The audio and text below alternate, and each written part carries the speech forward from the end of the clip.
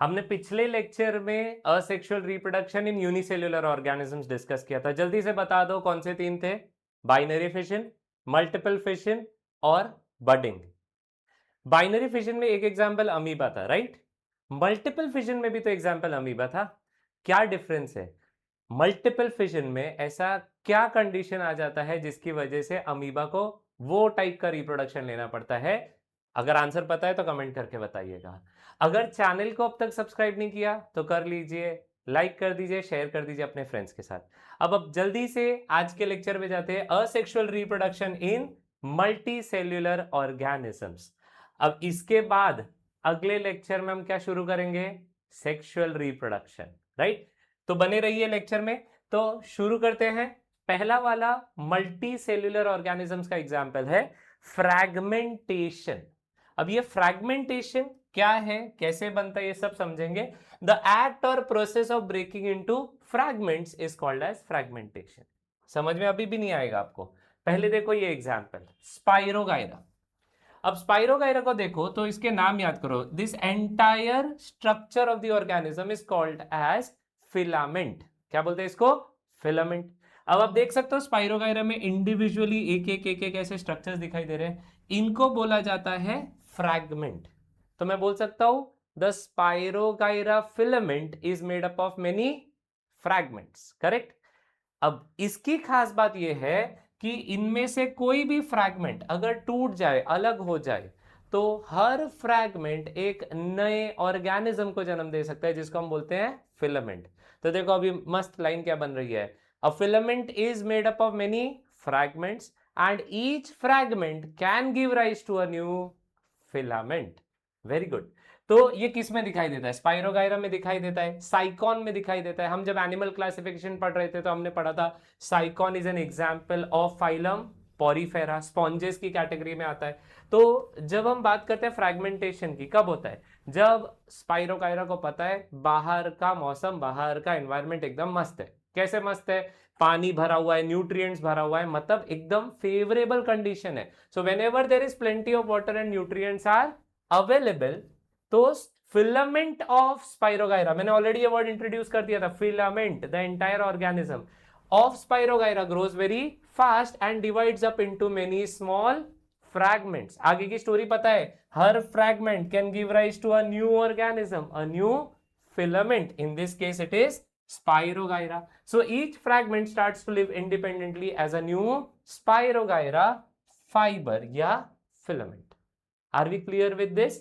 तो this is fragmentation. ये देखो ये आ गया आपका साइकॉन। अब साइकॉन में भी कुछ ऐसी स्टोरी है, अगर इसको टुकड़ों में तोड़ा जाए, एक्सीडेंटल या जानबूझ के अगर ये तोड़ दिया जाए, तो ये मरते नहीं है, हर टुकड़ा एक नए साइकॉन को जन्म दे सकता है। सो एक्सीडेंटल फ्रैगमेंटेशन भी हुआ तो each broken piece can create a new साइकन।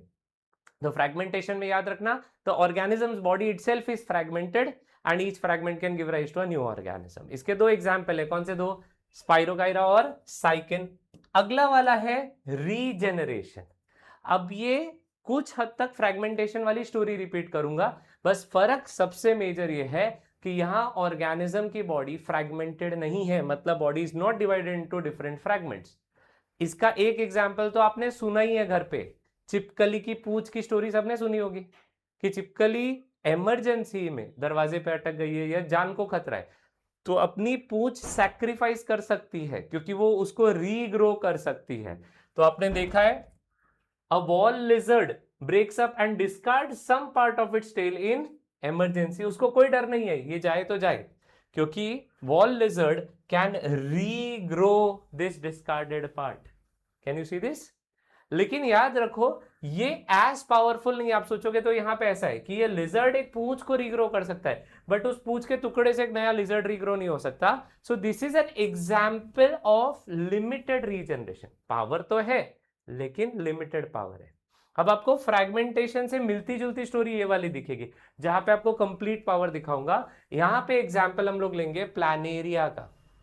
देखो प्लानेरिया, अगर जैसे स्पाइरोगायरा में किया था, अगर प्लानेरिया दो टुकड़ों में तोड़ दो तो दोनों टुकड़े एक नए प्लानेरिया को जन्म दे सकते हैं। ये सेम स्टोरी फ्रैगमेंटेशन में बोली, बट फ्रैगमेंटेशन में याद रखो ऑर्गेनिजम्स बॉडी इज फ्रैगमेंटेड इसीलिए फ्रैगमेंटेशन, या नॉट फ्रैगमेंटेड है इसीलिए regeneration. So under certain conditions, planaria breaks up its body into two parts, and thereafter each part regenerates the remaining part of the organism. Each part regenerates and creates a new planaria. सबको समझ में आया? हाँ आया ना?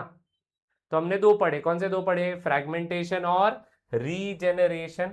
This is complete regeneration. इससे पहले lizard वाले केस में हमने पढ़ा था लिमिटेड रीजनरेशन, क्योंकि यहां पूरा ऑर्गेनिज्म, दोनों भी टुकड़े एक नए ऑर्गेनिज्म को जन्म दे सकते हैं. अगला वाला जो हम पढ़ेंगे वो है बडिंग. लेकिन बडिंग तो हमने सर यूनिसेल्यूलर में भी पढ़ा था ना. बडिंग दोनों के एग्जाम्पल्स है, तो एग्जाम में ध्यान रखना पड़ेगा पूछा क्या गया है. अगर बडिंग इन यूनिसेल्यूलर बोला है तो ईस्ट का लिखना है, बडिंग इन मल्टी सेल्यूलर बोला तो ये जो पढ़ाऊंगा वो लिखना है. बराबर.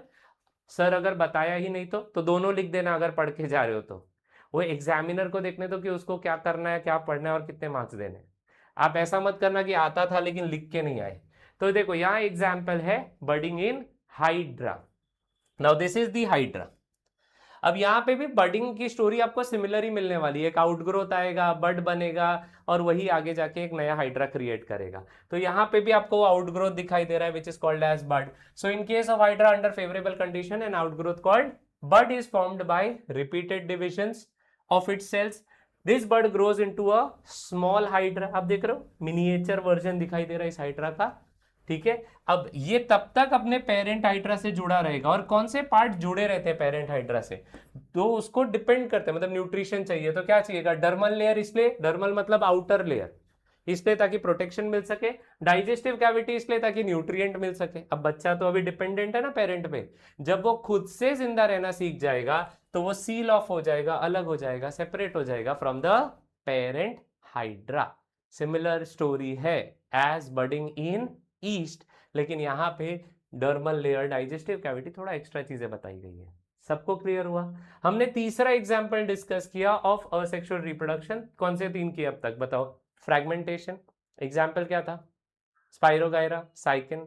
रीजनरेशन, दो एग्जाम्पल देखे यहां पे भी, लिजार्ड, प्लानेरिया. और तीसरा वाला भी हमने पढ़ा बडिंग इन हाइड्रा. दो और पढ़ाऊंगा. अगला वाला है वेजिटेटिव प्रोपगेशन. अब मेरे को जल्दी से बताओ प्लांट में रूट्स का फंक्शन क्या होता है? वाटर एंड मिनरल्स अब्सॉर्ब करना. लीफ का फंक्शन क्या होता है? फोटोसिंथेसिस करना, फूड बनाना. स्टेम का फंक्शन क्या होता है? ट्रांसपोर्टेशन, जाइलम फ्लोएम और सपोर्ट देना प्लांट को. ये जो अभी हमने सवाल जवाब किए उसमें कहीं पे भी रिप्रोडक्शन वर्ड बोला नहीं. इनफैक्ट ये जो है ये डेली एक्टिविटीज वाले काम है जो प्लांट के सेल्स को करना पड़ेगा फॉर इट्स सस्टेनेबिलिटी, मतलब जिंदा रहने के लिए. तो इन पार्ट्स को बोला जाता है वेजिटेटिव पार्ट्स, जिनका नॉर्मल सिचुएशन में रिप्रोडक्शन से कोई लेना देना नहीं रहता.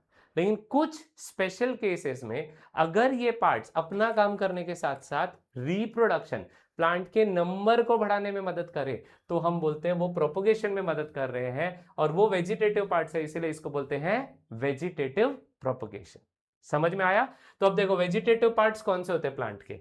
यहां पे एग्जांपल्स है रूट्स, स्टेम, लीव्स, बड्स.